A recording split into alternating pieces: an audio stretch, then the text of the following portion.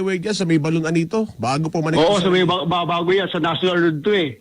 Bago. Ay, ang problema ngayon kasi medyo nagluwagan na. Yan ay nagiging problema natin ngayon dahil maganda yung mga daan. Kaya hindi ba iwasan mga ganyang aksidente? Matatanda mo, noong araw lang ni-report ko sa iyo, sa Hermosa naman, di ba? Ito kasunod dito, kawawa sila. Napapansin ko kasi pag napupunta ko ng Bataan, napakaraming mga sutil na nagmumotosiklo, wala pang helmet. Oo, tama ka, pero tayo, napasin ko diyan, iba pa yung nag-i-scooter. Nakakarera pa. Oo. Oo nga, delikado. So ayan, nakita natin, lalo na yung mga motorsiklong ganyan, pati nga yung kotse, nakaparada na, nadami rin. So siguro dapat bantayan ng mga barangay tanod dyan, ng mga traffic enforcer, para maiwasan yung mga ganyang pangyayaring aksidente. Lalo na ngayon, na unti-unti nang gumaganda o nananalo sa COVID ng Maribeles. Ibig sabihin, paluwag na ng paluwag dyan, dapat naman pag-isipan nila ngayon kung paano gagawin para maiwasan yung mga ganyang aksidente. Pinag-iisipan yata dyan yung kung paano mababawasan yung pinamamahaging tulong doon sa mga taga-Balon Anito. Pati pagpila, namimili yata doon sa mga bibigyan nila dyan. Dapat dito nga, may kinakasuhan na nga ngayon may pinag-aaralan na silang demanda Dapat yung mga ganyan, actually dapat para pagbigyan yung problema, formal na magreklamo yung mga hindi nabigyan ng ayuda. Katulad doon sa may barangay Sumalo sa Hermosa, nagpala sila ng demanda talaga para patunayan na hindi sila nakatanggap ng ayuda. Correct. Alright. Salamat. At sa magandang balita, mababa ng pababa yung kaso ng COVID-19 dyan sa Maribeles. Malapit ka nang umuwi. Balik sa inyo. Thank you, sir. Si June Brincola. Pag wala na talaga, pag zero na. Medyo delikado pa. Anyway, mga kaibigan, it's 5:51. Si Dione Gole naman ang magre-report mula dyan sa Central Luzon. Kabalingkong Dione, go ahead. Yes, kaka, magandang hapon na mayap-mayap Bengi at dakala salamat. 25 kadamay members nga mula dyan sa Bulacan ang nagpahayag ng pagkalas na ng suporta sa teroristang New People's Army. Ito yung inuulat ngayon ng Police Regional Office 3 matapos itong simpleng seremonya o ceremonial testimony nitong 25 mga miyembro ng lokal na kalipunan na damayang panlipunan o kadamay na kumikilos naman sa lalawigan ng Bulacan, partikular dyan sa City of San Jose del Monte. Ang nasabing pagkalas sa suporta ng grupo sa teroristang New People's Army, NPA, ay sa pamamagitan umano nitong matagumpay na pakikipag-usap nitong lokal na pamahalaan, barangay, militar at pulisya sa nasabing mga active members ng kadamay. Ang okasyon ayon dito sa ulat ni Police Brigadier General Valeriano de Leon, Central Luzon Police Regional Director, ay ginanap sa Eco Park, Barangay Muson sa nasabing siyudad na dinaluhan naman ng mga pinatawanan mula sa lokal na pamahalaan, barangay, national government line agencies, mga opisyal ng militar na nakabase nga sa Bulacan at sa PNP. Ayon dito kay De Leon, ay bahagi umano itong inisyatibang ito ng PRO3 may kaugnayan sa programa ng Administrasyon Duterte to end local armed conflict o LCAC. Sa kanyang mensahe, sinabi nitong si De Leon na naniniwala itong opisyal na marami pa sa mga miyembro ng NPA at taga-suporta nito ang unti-unti nang naliliwanagan at namumulat ang kanilang kaisipan na sa maling ideolohiya na doktrina umano sa kanila ng kanilang mga pinuno. Kaya sila nagpasya ng magbalik loob sa pamahalaan at matamo itong tulong at naghihintay na ayuda sa kanila ng national government may kinalaman nga sa amnesty program. So yan ang update. Bot ito sa Campo Olivas, Pampanga. Ito si Johnny Gole, Central Luzon Patrol. Nagulat, hindi lang ito dulakas. DWIC. Kompletos Ricados, mga kaibigan ng ating mga reports from the provinces, bahagi ng ating Ronda Probinsya at 5:53 this afternoon. Habang kayo ay maaring naghahanda na rin ng inyo po namang lulutuin for your bounty dinner with the family, I hope. At ngayon ay katapusan na kasi ng buwan ng Setyembre. Of course, araw ng umento para sa nakararaming manggagawang Pilipino. Ngayong araw lang hanggang bukas may pera, sa makalawa wala na. Tatakutan ko si Gary Barreto. Bakit? Naka-break even na ba? Naipatak na? Sumbuka sa nanay mo, ha? Nanay, tingnan mo si Gary Barreto. Anyway, nagre-reklamo na, Pag uwi lang daw niya, titignan niya lang yung payslip niya. Okay na, ganun talaga. Mabait na anak. Duman din tayo sa ganyan. Anyway, sa ilang pang mga karagdagang reports, nakikinig yung ating kaibigan at taga-subaybay na ng DWIC kasama ni Ate Judith Estrada to sa church, mga kaibigan. Kung titignan niyo siya, parang hindi nagsisimba. Kung titignan mo itong nakikinig sa atin na ito, parang hindi nagsisimba dahil parang kapatid ng pag umakting to parang kapatid ng Diablo. Ang galing na kontrabida. Kilala niyo 'yon, si Dindo Arroyo. Yung mahaba ang buhok na mistusuhin. Parang pinaitim na Roy Binzon dati. si Dindo Arroyo, pero na si Kuya Dindo, nagpagupit na ng buhok siya laging nakikinig at follower ng DWIC. Maraming salamat Ka Dindo, at kahit pa paano kung may mga inputs ka rin, kami naman po pwedeng magbigay ng iyong mga balita at impormasyon. At mga karagdagang pang balita dyan sa inyong lugar sa Laguna, kababayan pala ito ni Engineer Winner Contino si Ginoong Dindo Arroyo, na magaling na hostage taker. Magaling na leader ng holdupper. Lahat na yata ng role. Kung inalok daw siya ni FPJ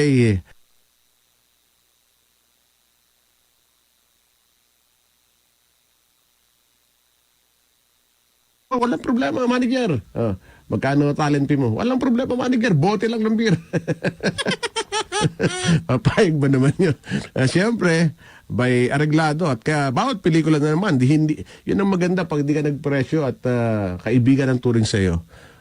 Pag kaibigan turing sa'yo at walang presyo, hindi ka nakakalimutan. Bawat pelikula ni FPJ, nakasama itong si Dindo Arroyo. 5:56 mga kaibigan, marami pang mga paksa ng mga balita at impormasyon. Inuna lang natin ang Metro Manila Talawigan.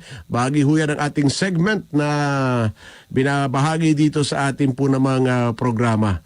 Yung Baguio City, kamusta ho kayo? Medyo unrelax pa yung ating mga kababayan dyan, yung mga locals ng Baguio, kasi ho'y nababahala pa yung inyong local government dahil sa patuloy namang pagdami ng kaso ng hinihinalang Delta variant. At ayon kay Mayor Benjamin Magalong, baka pwede natin makausap ito, anak. Malaman natin, maipollow up natin yung sa Baguio. Mataas na yun, naitatalang kaso ng COVID-19 sa nakalipas sa araw. At medyo ngayon di ba ito yung dating sa CIDG, magaling sa contact tracing ito si Mayor Benji Magalong, pero parang ironic, doon sa kanyang syudad mismo ay dumarami daw ho yung nagkaka-COVID. Sa ngayon nasa general community quarantine with heightened restriction ang summer capital ng Pilipinas na tinagurian, Baguio City, na dati-rate ay paboritong honeymoon mountain ng mga lovers. Kasi pag nagpunta ka sa Baguio, napaka na rin, matao na rin sobra ang Baguio, Jeric Barreto, no? Bawat dalistis ng bundok doon ay makikita mong may mga kabahayan na. Dati-rate pag nandun ka, sakay ka ng bisiro o ng kabayong maliit, ay lumanghap ka ng sa hapon o sa madaling araw, mag-inhale ka, amoy pine trees.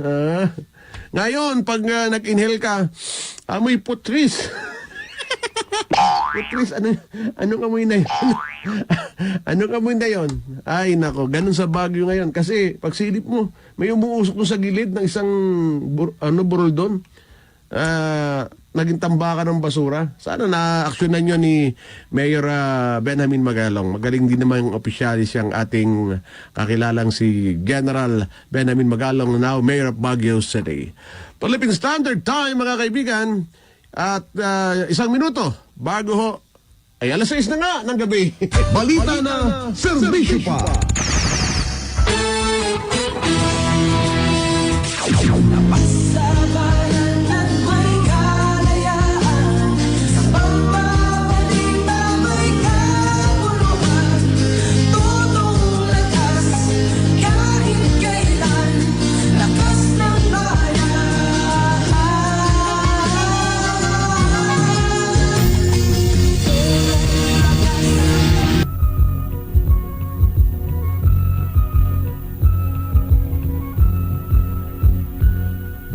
RPN, the Leader Network.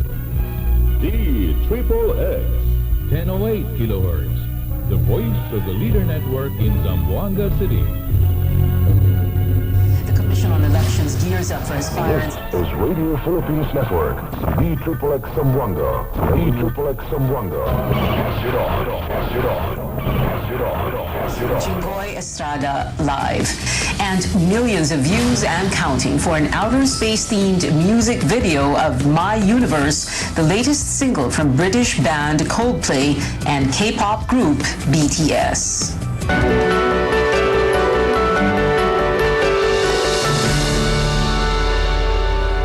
Stricter quarantine rules yet again left millions of Filipinos jobless in August based on the latest labor force survey. Despite this, economic managers are confident things will still get better before the year ends. Our Tristan Odalo reports. The unemployment rate worsened in August with over 3.8 million Filipinos jobless. This was primarily due to the implementation of strict quarantine measures to curb the spread of COVID-19, which was fueled by the highly contagious Delta variant. The unemployment rate in August rose to 8.1% compared to 6.9% in July. Metro Manila, the country's main economic hub, was under general community quarantine with heightened restrictions towards the end of July and shifted to enhanced community quarantine in August. The sample size for the August labor force survey was also smaller compared to June and July due to COVID-19 restrictions and limitations. Pag mayroon talagang ECQ ang affected ay yung unemployment rate. So nakita natin ngayon na yung 8.1% na unemployment rate for the month of August, malaki ang impact ng ECQ dito, particularly yung National Capital Region.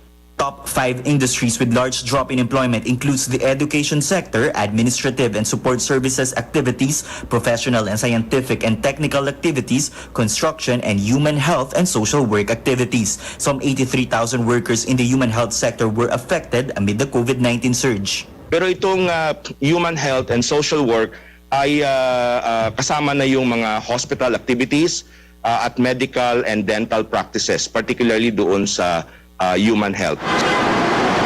The Labor Department agrees that strict quarantine measures have displaced hundreds of thousands of workers, but there is a need to generate more jobs as part of employment recovery strategy.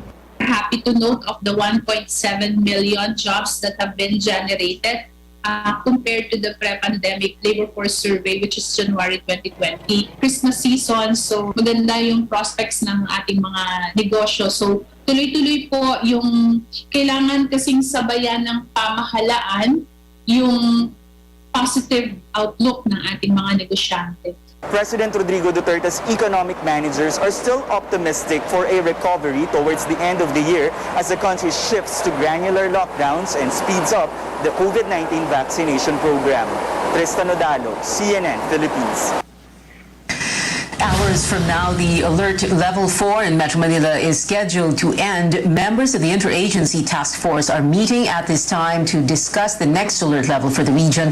Presidential spokesperson Harry Roque says mayors recommended a lower alert level to allow more establishments to reopen, but the decision is still up to the health department.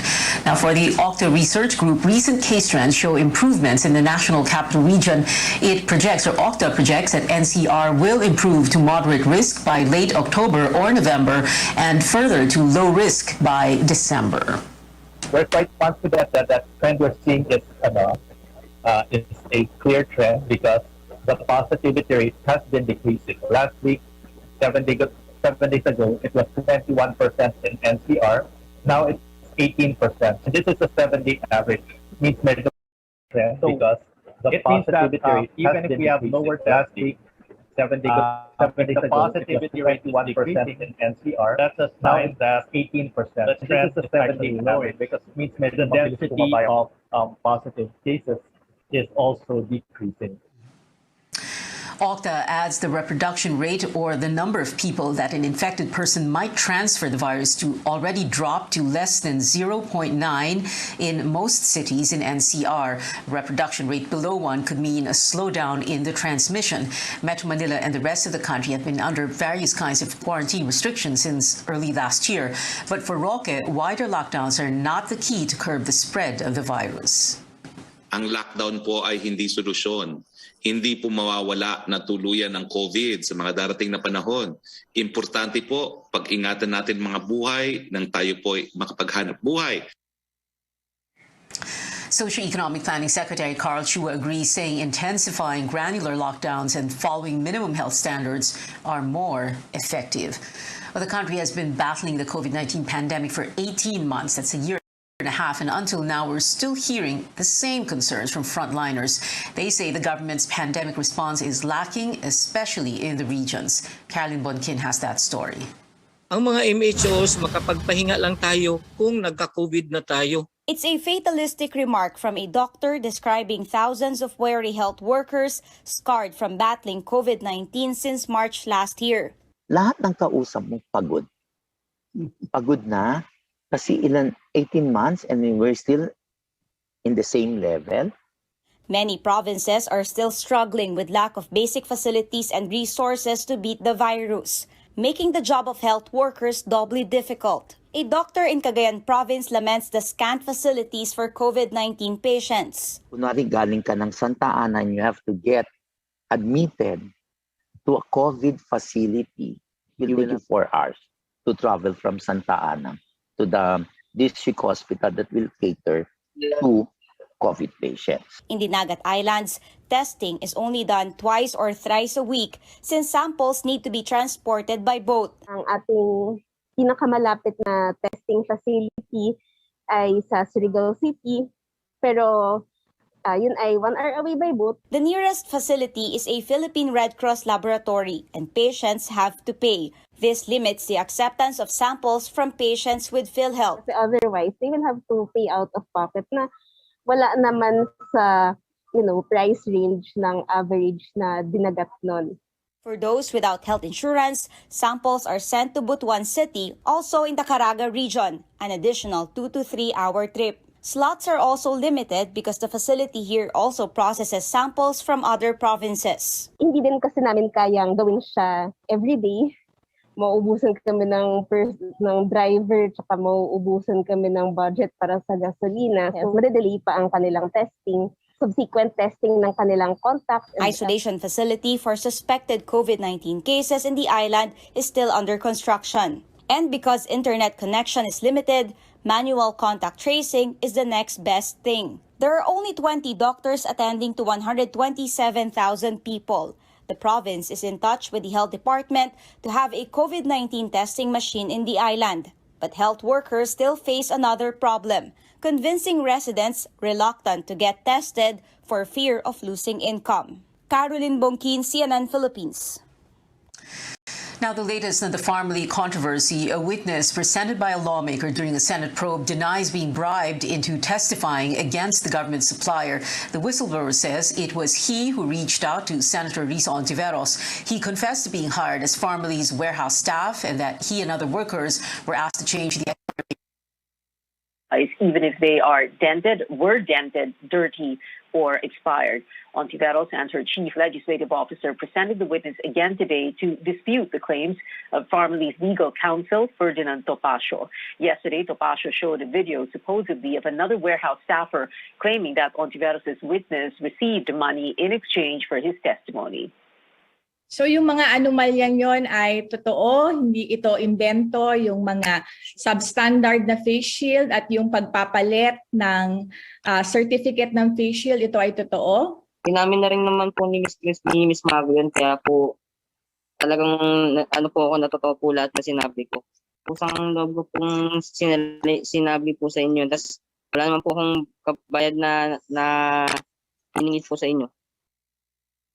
Ontiveros' team says it took them weeks to assess the information given by the witness, asked if they're...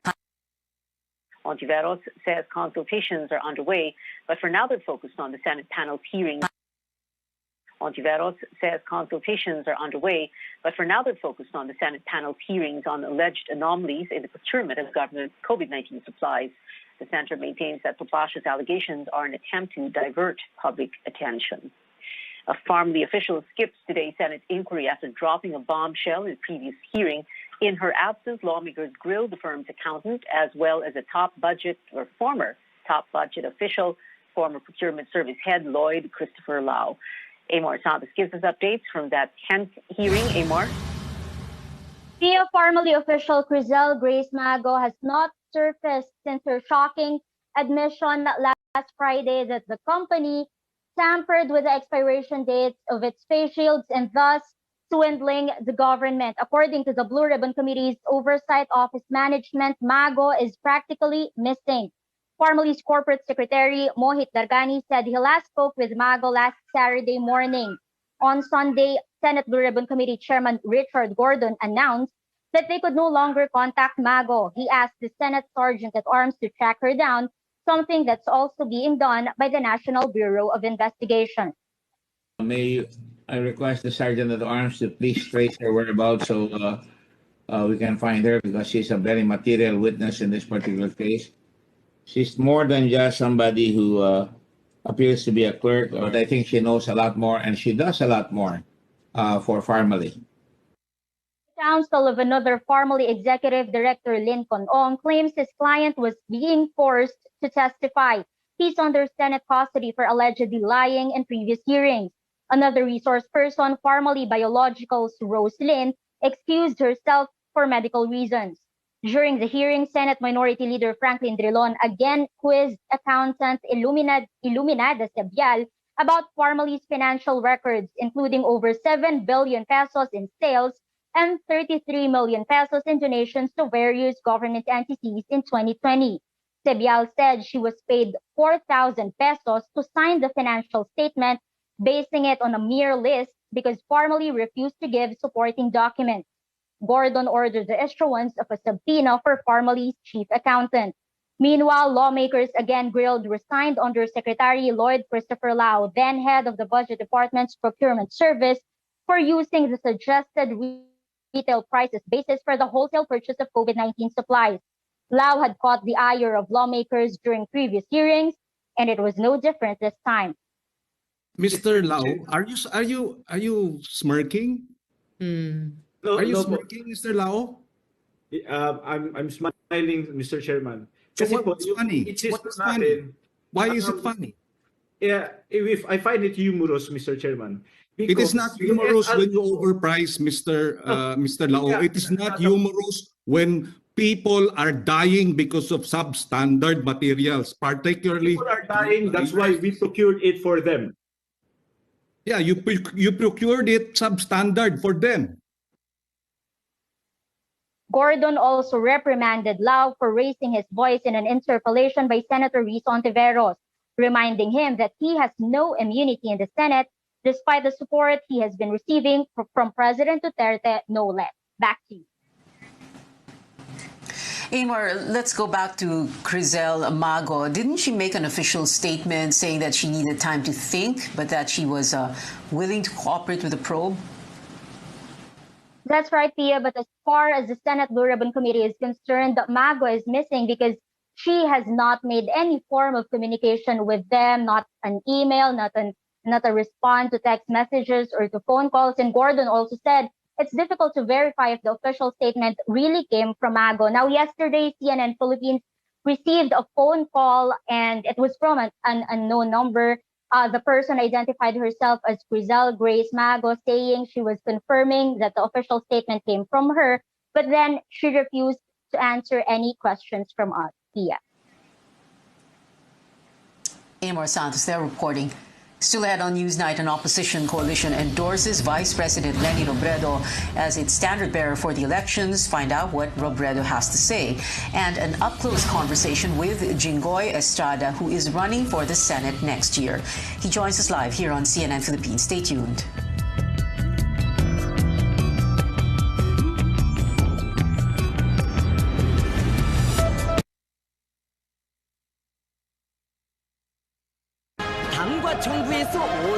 North Korea's aggressive young dictator is back to tweaking, agitating, clamoring for the West's attention, and getting it. North Korea's news agency claims Kim Jong-un's military has test-fired a hypersonic missile which can travel several times faster than the speed of sound and has a warhead that detaches and glides. That was just minutes before North Korea's envoy to the UN spoke to the General Assembly, accusing the U.S. of, quote, antagonizing Pyongyang. blasting the U.S.-South Korean military alliance and making an implied threat of his own. We have been very much accustomed to the U.S. military threat, and we know well how to deal with the U.S., the most hostile country. After a period of relative calm, military tensions on the Korean peninsula have recently been boiling. This is North Korea's third missile test.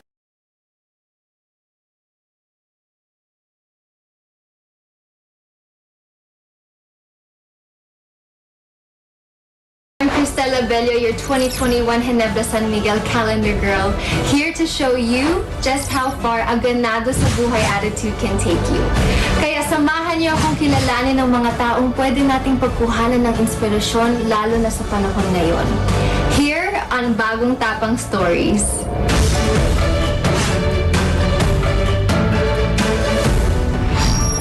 Comes at the most unexpected time from the most unexpected places.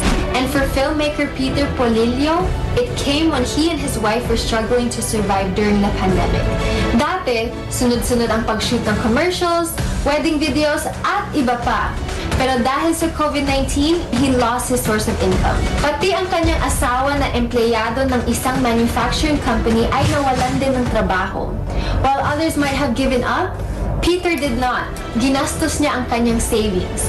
Binenta na rin niya ang kanyang kotse at camera equipment. Tinulungan pa si Peter ng kanyang boss na nagbigay sa kanya ng pagkakataong bumangon. Nagtayo siya ng isang milk tea business at within 2 months, 6 branches at 4 franchises na ang milk tea house ni Peter.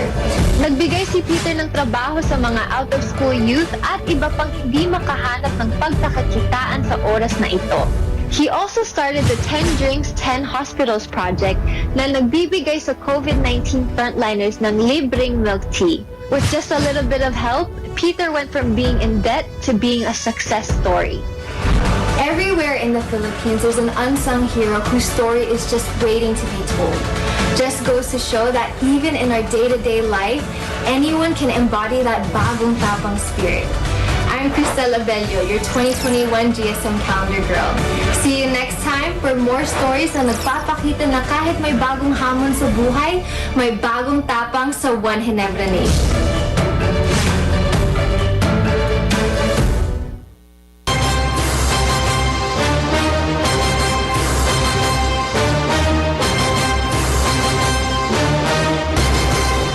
Welcome back to Newsnight, where we go above and beyond the headlines. In less than 24 hours, election fever begins. Tomorrow is the first day of filing of certificates of candidacy, where Filipinos will finally find out who will vie for national and local posts next year.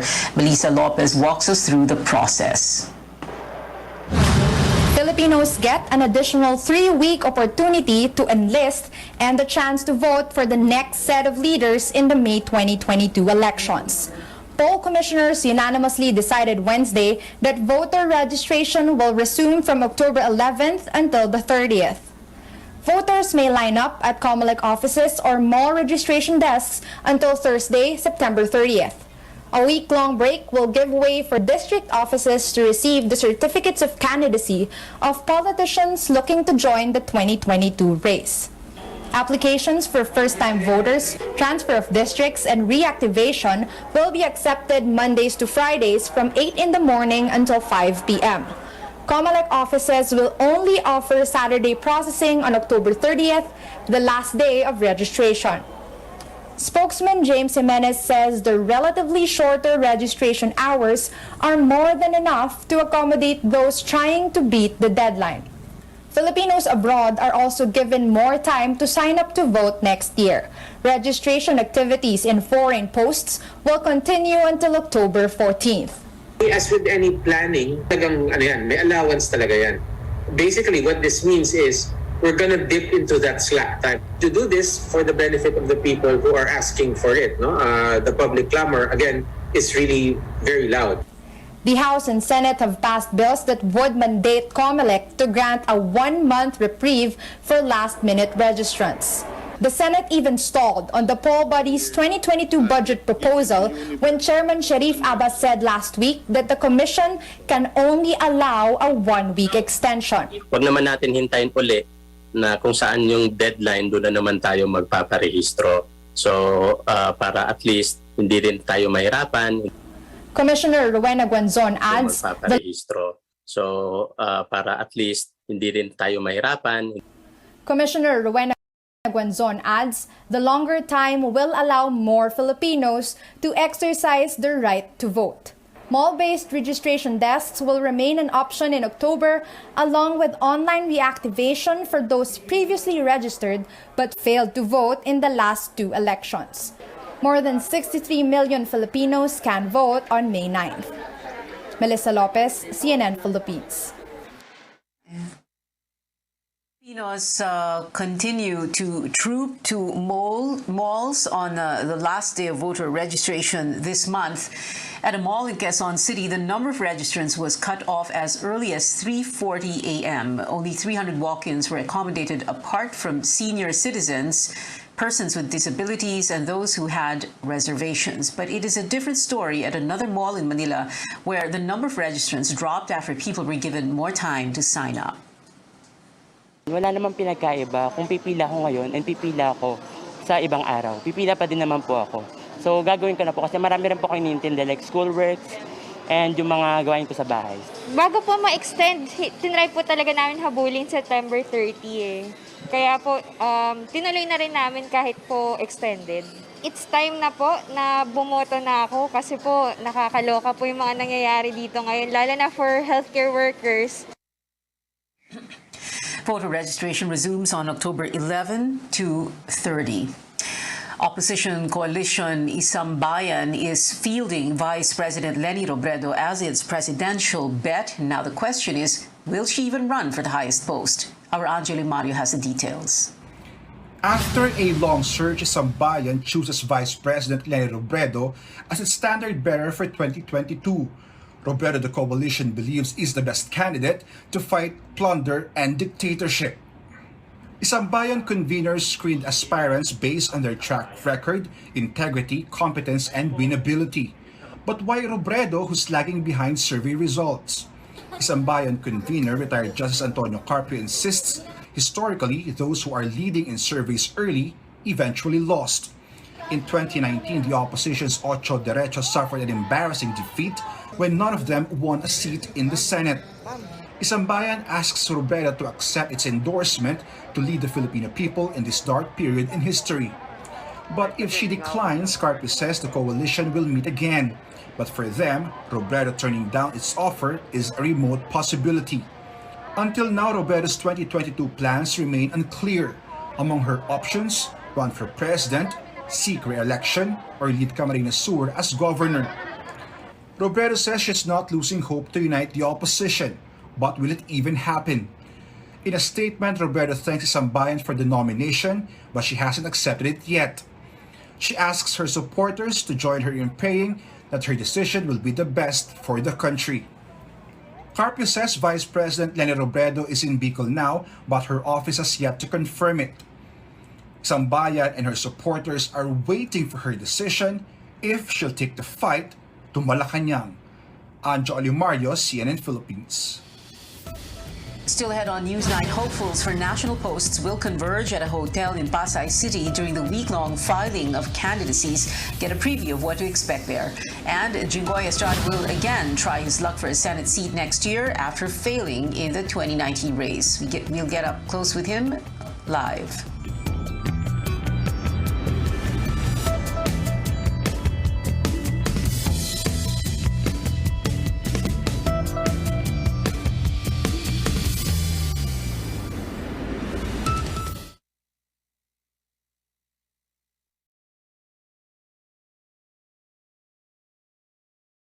Star's video for the latest single off his EP, Change the World, features Kids in the Spotlight, a non-profit that helps foster care youth tell their stories through film.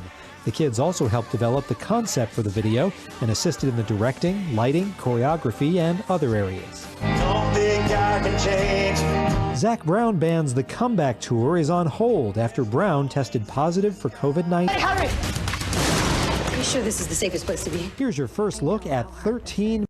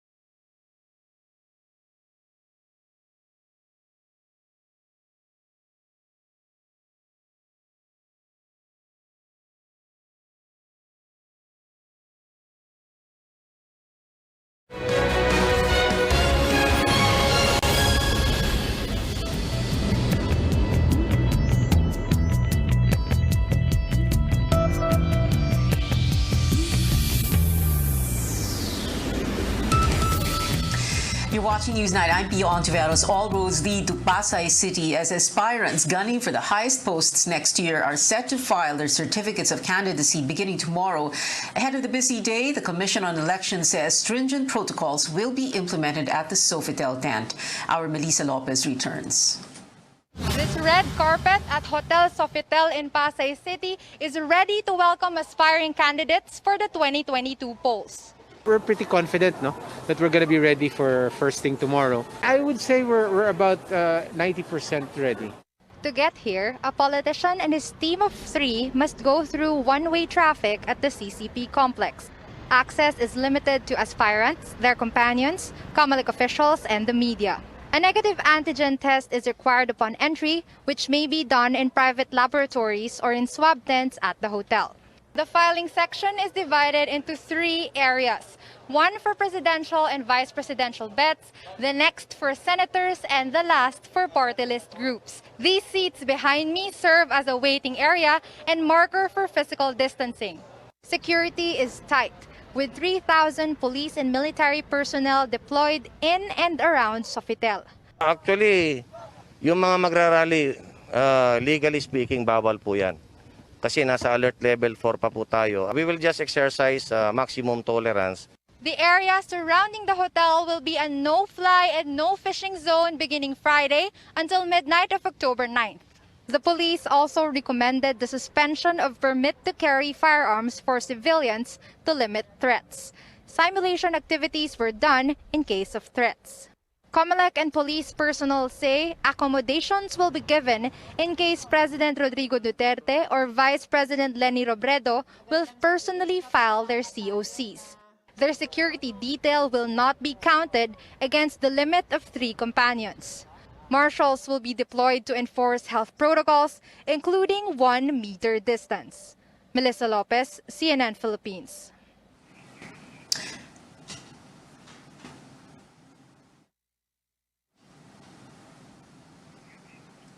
Former Senator Jinggoy Estrada has officially announced he will be seeking a return to the Senate in the 2022 elections. Estrada served 2 terms as senator from 2004 to 2016, the last 2 years of which were spent in jail because of plunder charges in connection with a multi-billion peso pork barrel scam. He was released on bail in 2017, but his plunder case remains pending. Jinggoy's half-brother, former Senator J.V. Ejercito, also earlier confirmed he will be running for senator again next year. Now, both vied for a seat in 2019, like we said, but failed to make it to the top 12. Now let's get up close with former Senator Jinggoy Estrada himself. Good evening, Senator Jinggoy, and welcome to Newsnight and to Up Close. Alam niyo po, 2 weeks ago lang, andito po yung kapatid niyo, si JV.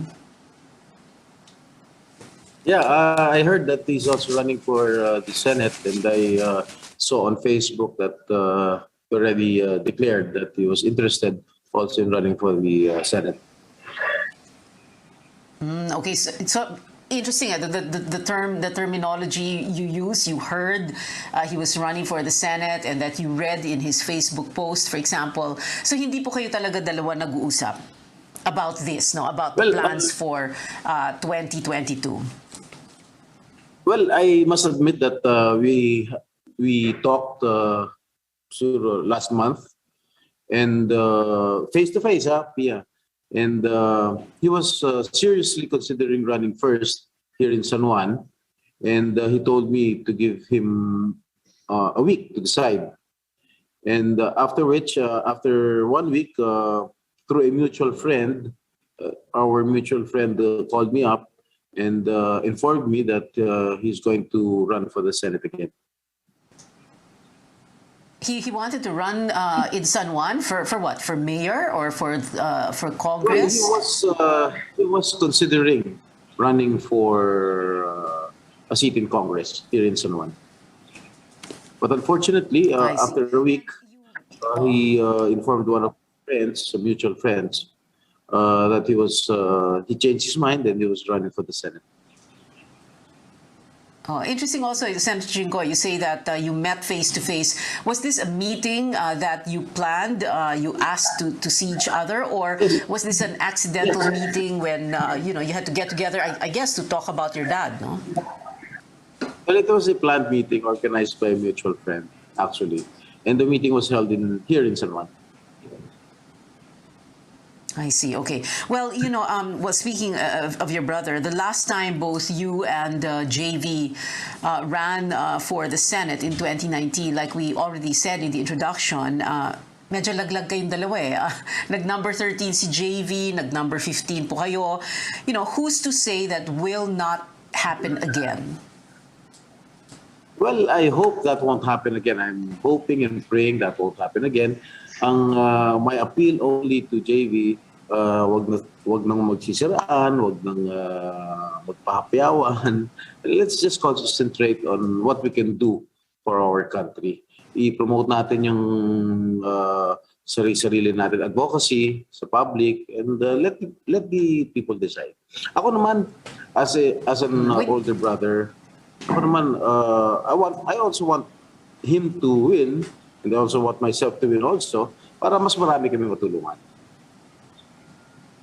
Okay.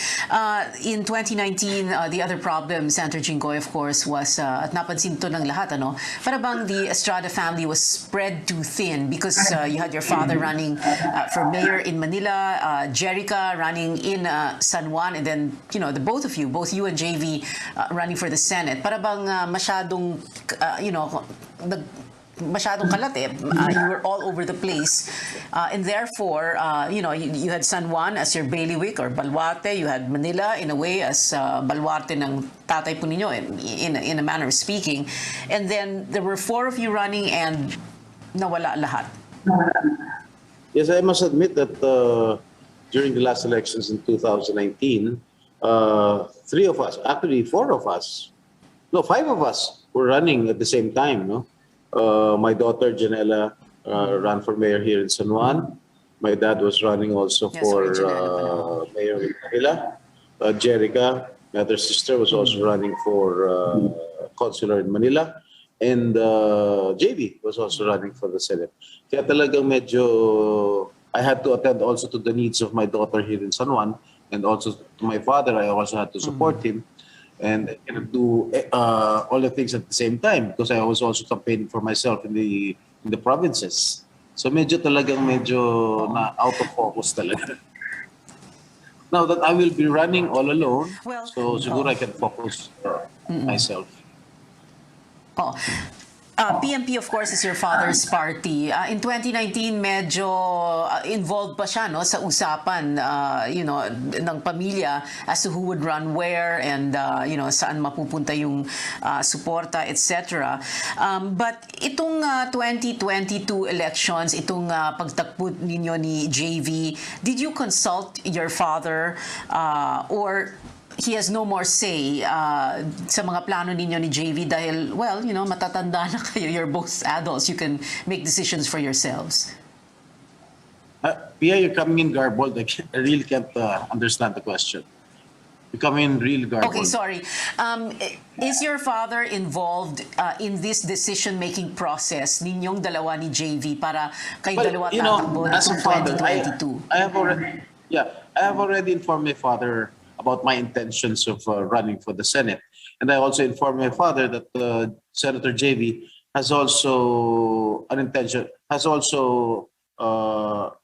is interested in running also for the Senate.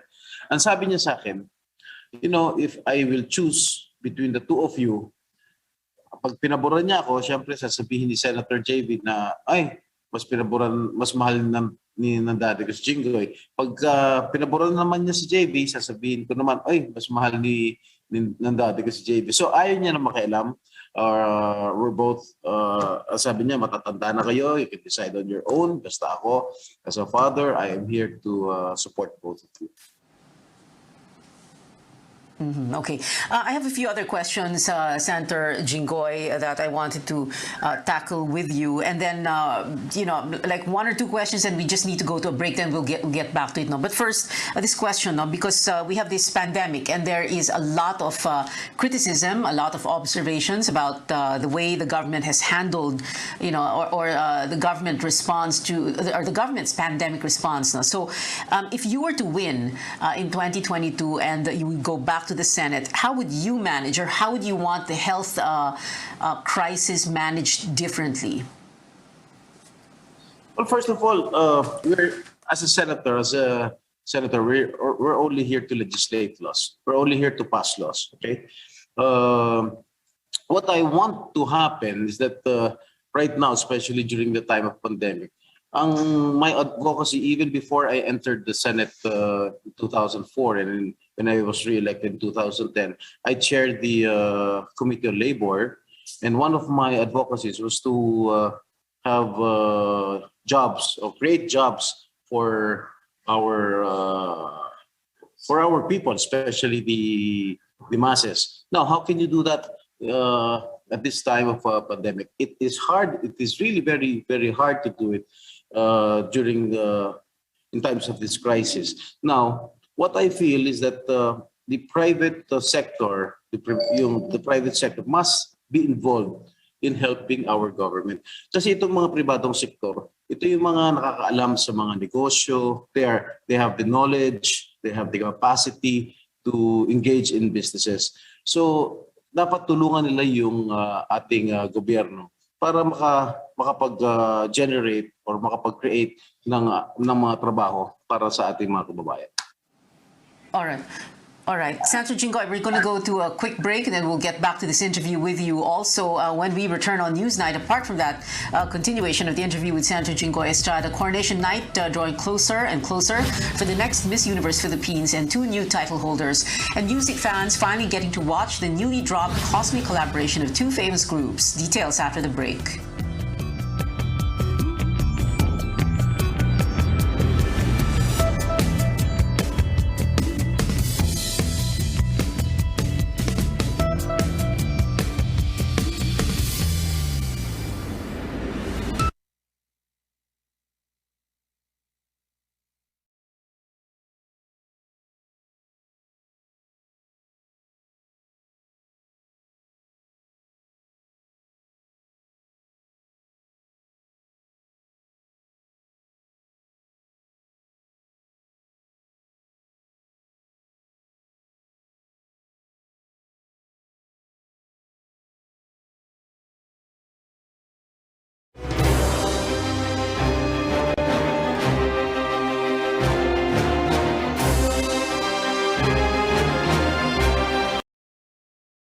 Network, E-Triple-X Zamboanga, E-Triple-X Zamboanga.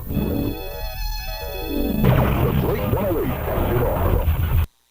Drug policy, or another way to say this is, did the drug war solve the drug problem, and is that the same thing you want to see in the next administration? What is your first question? Yeah, it's really garbled. What is your first question? Garbled ba? Yeah, it's really will you garbled. adopt? What is your first question? Garbled ba? Will you adopt an ironclad, no-nonsense drug policy in the same way that we had the drug war of the Duterte administration? So what is your question? Will you adopt the same kind of ironclad, no-nonsense drug policy? Maybe on a different approach, Pia. Hindi naman yun talagang merong killing stone sa kabila, may killing sa kabila. Hindi naman siguro natin gagawin yan. Okay. Sige, ito naman, Senator Jinggoy, mga answerable by yes or no lang. So very quickly, first, do you favor easier public access for SAL-Ns of the President, Vice President, and lawmakers? Yes or no? If you can have access to the SAL-N, excuse me? Yes. Yes. SAL-N ng President, VP, lawmakers. The SAL-N, that is a public document. So that is a public document, so it can be scrutinized by everybody. Okay, so the answer is yes. Senator, my SAL-N was next question. Open. Excuse me? Okay, yes or no lang ang sagot, Senator Jinggoy. Do you support lifting foreign ownership limits in the Constitution? Yes or no? Foreign ownership? Yes. Yes. Okay. Do you favor the reimposition of the death penalty for drug-related cases? Yes or no? Yes. Should the sitting president be allowed to run for vice president? And we ask this question because President Duterte is supposed to be running for VP. Yes or no? If there is no prohibition in the Constitution, who am I? Yes, of course. There is no prohibition in the Constitution that prohibits the president to run for vice president. Okay, and yes or no, do you favor the resumption of peace talks with communist rebels? Do I? Excuse me? Do you favor the resumption of peace talks with communist rebels? Yes. Yes. Definitely. Okay. And my final question, Senator Jinggoy, because we've run out of time, who will your presidential candidate be? Sino kaya? Is it going to be, well, of course, depende no, kung tatakbo talaga sila. Sara, Bongbong, Isko, Manny, Grace, Lenny, Ping, Alan, etc. I'm reading from the list of the surveys that have come out very recently. You're asking me who is my presidential candidate? Candidate, yes. Well, I'll just reserve my answer. Senator Jinggoy Estrada, thank you very much for joining us here on Up Close on Newsnight. Salamat po, sir. One of the biggest pageant stages in the country is set, and we're very close to finding out the next woman who's going to wear the Miss Universe Philippines crown. Coronation night will begin at 7 p.m. Later, that's in about 15 minutes from now, at Panglao, Bohol, with a physical audience limited to 100. That will be available for paid streaming on ktx.ph. Out of 28 candidates, one will represent the country in Israel for the international competition in December. But this year, there are more chances of winning among the delegates. The pageant organizer announced that contestants can claim 2 new crowns, Miss Universe Philippines Tourism and Miss Universe Philippines Charity. Miss Universe Philippines Tourism is expected to step in if the main title holder cannot fulfill her duties. And on Instagram, the reigning queen bids farewell to the throne. Miss Universe Philippines 2020, Rabia Mateo, posted a message of gratitude to the nation yesterday. And before we go, Coldplay and BTS took fans to another world in their newly released music video for My Universe. The outer space-themed production featured the two banding together with an alien group to make music in a galaxy where it is forbidden, with a concluding message that read, "We are all one in the universe." The upbeat music video reflects unity among these two bands that come from different nations. Because we come from different sides.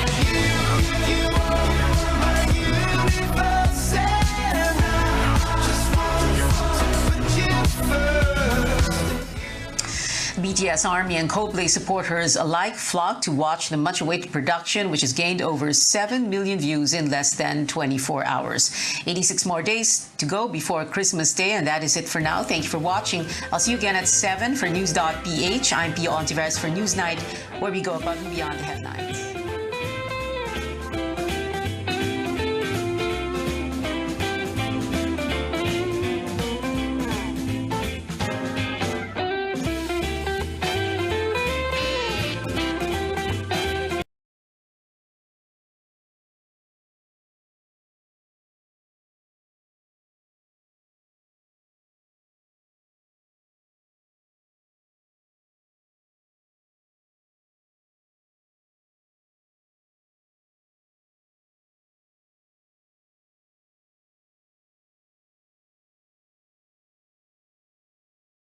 Number of infections since the pandemic began. And now that more of us are getting vaccinated, we want to talk about how they work. How can we be protected against the new variant? When are booster shots needed? And why we should not let our guards down?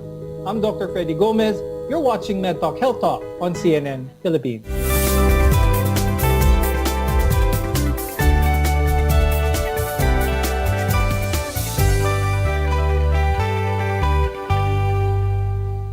Since the first outbreak of the coronavirus in 2019, experts were working tirelessly to come up with vaccines to combat it. And each of them went through rigorous testing to ensure their quality, safety, and efficacy. Today, there are 9 COVID-19 vaccines approved for use in the country. Let's welcome our guests for today. With us is Dr. Mark Edsel Ayes. He's the Clinical Genomics Laboratory Head at the Philippine Genome Center. We're also joined by Dr. Adrian Buensalido. He's the chairman of the Infection Prevention and Control Committee of the Asian Hospital and Medical Center. I'll start first with Dr. Adrian. We often hear of efficacy numbers, but what do they actually mean? Efficacy just means how good a vaccine is at preventing disease. For example, in COVID, all our vaccines are very good or efficacious, at preventing severe and critical disease. So I'd like to ask Dr. Ed, in general, the higher the efficacy rate, the better a vaccine is. But is that still true? Does that still hold true with all the variants that are here today? Efficacy, as Dr. Buensalido mentioned, that's what you see in the clinical trials. And clinical trials are designed in such a way that you eliminate biases or yung mga tinatawag na observations that can actually cloud your judgment, yung can make your conclusion a bit wrong. So in clinical trials, you have very selected populations. And when you say 95% efficacious, that just means that in that population you observed, you were able to lower the incidence of the disease that you're trying to prevent by as much as 95%. What is basically the difference between efficacy rates and effectiveness of a vaccine? Efficacy is what we do in the trials. So that's sort of like the kumbaga before your pre-test, no, bago na lahat. Kasi syempre, gusto mo bago mo isubok yung dapat tested na. Effectiveness is now what's going on, no, in real life, yung practical application basically. So that will be usually it's a bit lower than the efficacy as seen in clinical trials. The World Health Organization recommends at least an efficacy of 50% before it can be deployed in populations. And for this reason, all of the current vaccines, they're well above the 50% recommended. And as far as the current data shows, they're performing very well naman at preventing severe disease. Let's talk about how these numbers are affected by the more aggressive Delta variant. Why are we having this sort of situation right now in our country when a lot of people are getting vaccinated and such, but we're still seeing high numbers of infectiveness, hospitalization, and everything? Why is that happening? Now you might wonder, we're getting vaccinated. Unfortunately, this outbreak is occurring at the same time that we are trying to vaccinate our populations. So, it's very tempting to make that conclusion na we're vaccinating pero ang dami pa ring nahahawa. But you have to put it into context. When the Delta variant started entering and there were many cases being detected, we had only just breached 10% of our population that had been fully vaccinated. So to blame the infections on vaccines that are not working is actually missing the point. We have still to vaccinate a large number of people in order for it to see the effects of it protecting the people. Dr. Adrian, paliwanag natin ito na mabuti. Bakit hindi effective kapag isang dose lang at dapat kumpletuhin? Ang bakuna kasi, it trains our immune system. It allows our soldiers, to recognize the virus before the body even is encountering the virus, So that when it finally encounters, hopefully not, but finally when it encounters the virus, in real life, the soldiers will be able to recognize the virus and attack it early on, and hopefully prevent a disease from happening or from occurring. So why is the second dose administered almost at sometimes a month, sometimes even longer after the first one is given? What can you say to those people? How can we encourage them to complete those doses? We just have to tell people that one dose is not enough. We have to understand that the design of these vaccines is you get the maximum protection from it if you get the 2 doses. Dr. Adrian, how about the side effects? How about a lot of people are worried they don't want to get the vaccine because of the side effects? All of the vaccines are actually pretty safe, And if there's one number, let's really all of them are less than 1% in terms of having serious bad effects, serious adverse effects, Of course, we have to differentiate yung adverse effects from reactogenicity symptoms. We mentioned training. When the soldiers in our body, our immune system starts training, many times we might feel them starting to train, Siyempre, gumagalaw yan. Yung mga sundalo, pag nagsisimula mag-training, gumagalaw. And therefore, there are reactogenicity symptoms which are expected symptoms. Yung mga talagang alam natin na talagang pwede talagang mangyari pero hindi masama, no? And what are these? Fever, pain, no? Weakness, no? So sometimes a little bit of chills, no? So body aches, no? These are just symptoms that are telling us, our immune system, it's now working, it's now training for the battle later on. No COVID-19 vaccine offers perfect protection, but they're effective in preventing severe COVID and even death. When we return, we'll talk more about how antibodies work. Stay with us here on MedTalk Health Talk. You're watching CNN Philippines.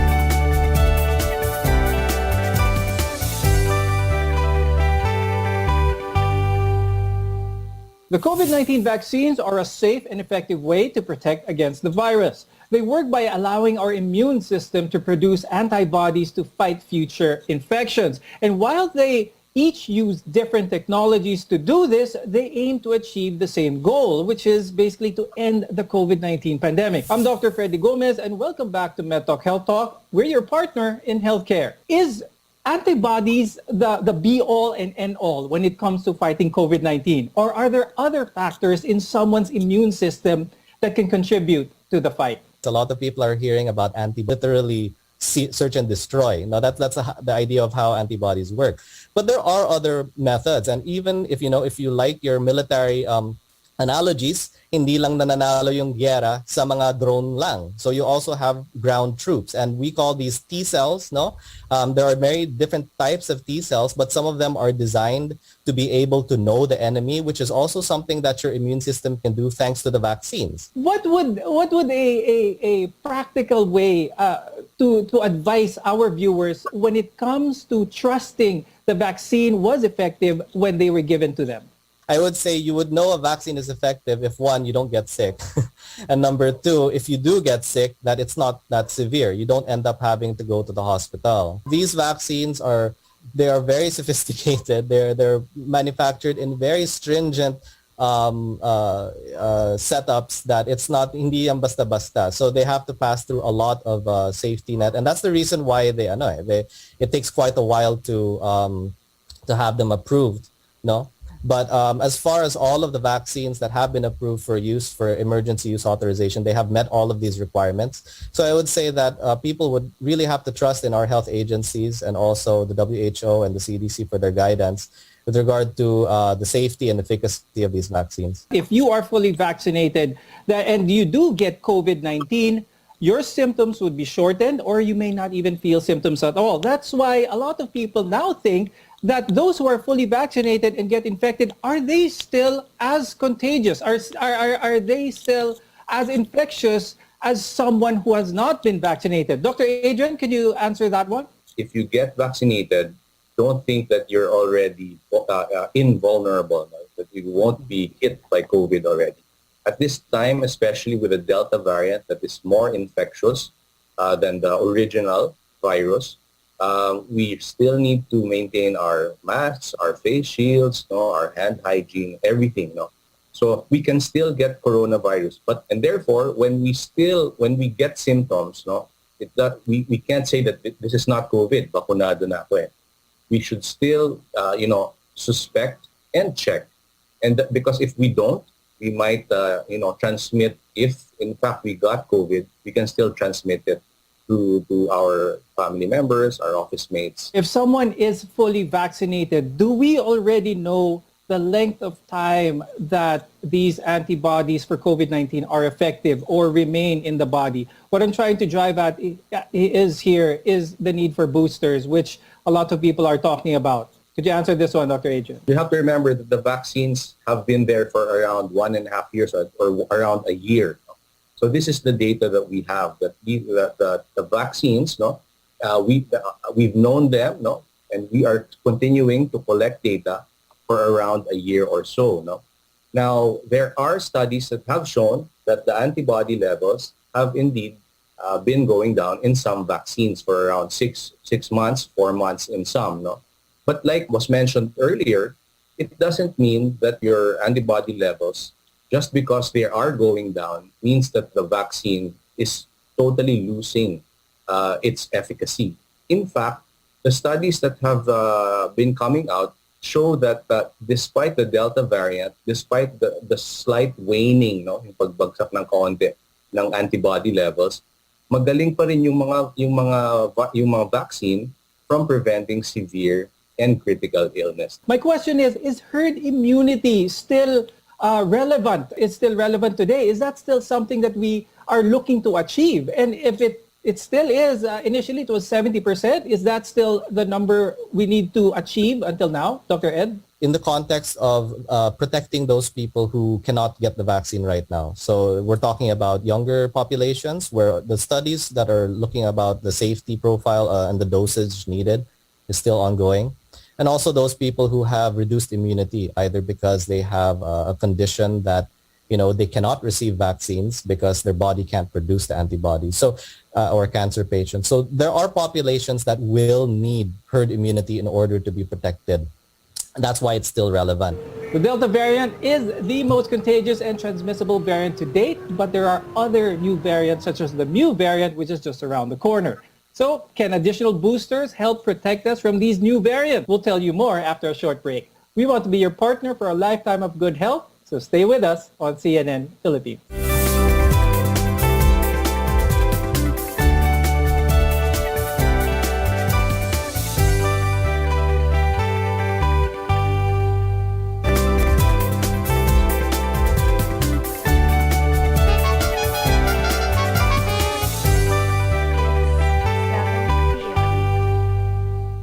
Today, the Delta variant is the dominant strain in the Philippines, and it is also now affecting many parts of the world.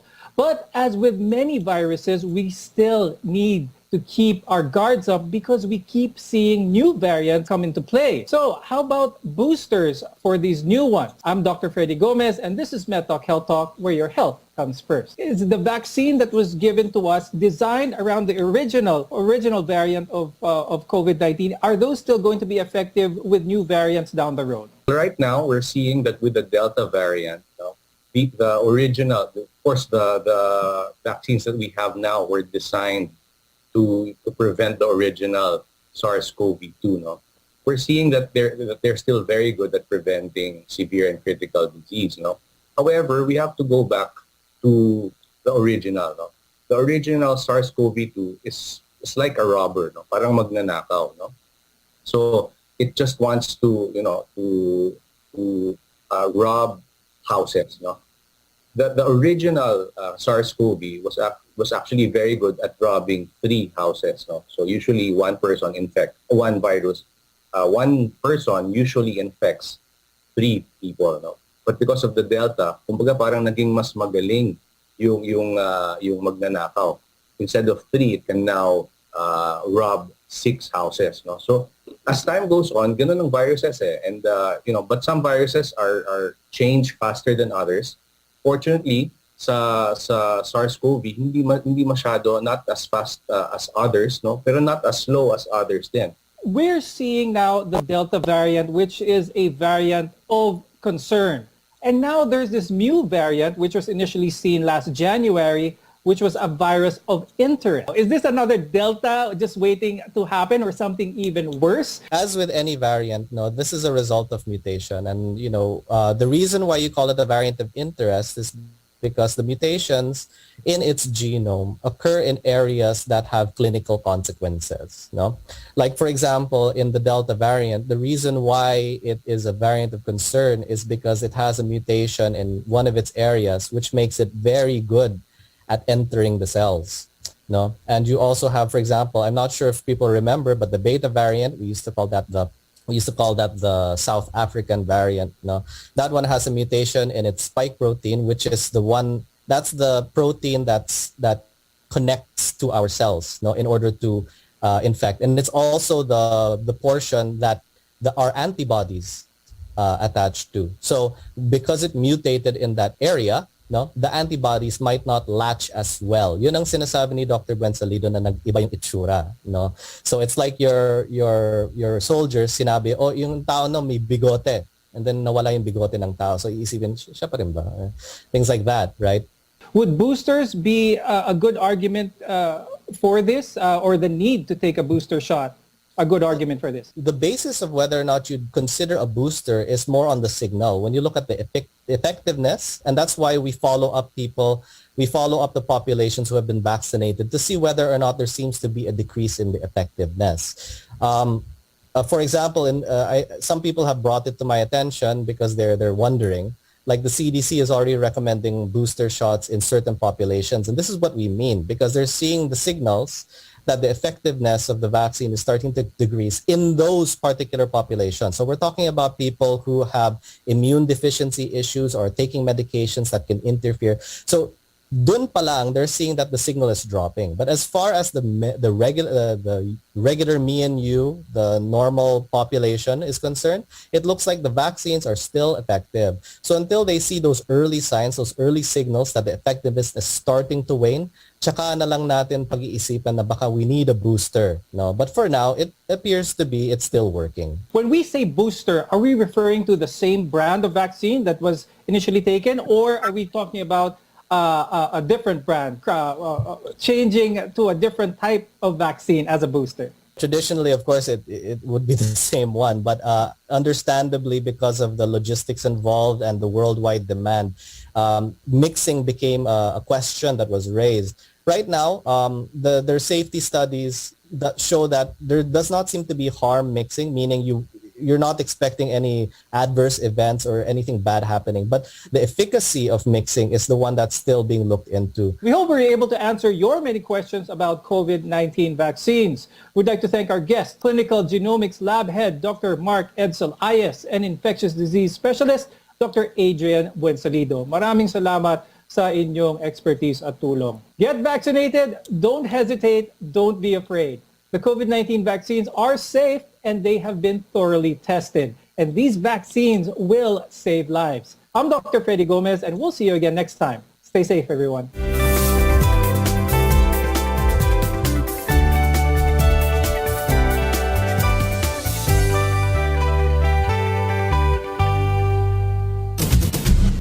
El de Con Todo suena claro y vapor sa estasyon de radio na entero Weste Mindanao, RPN.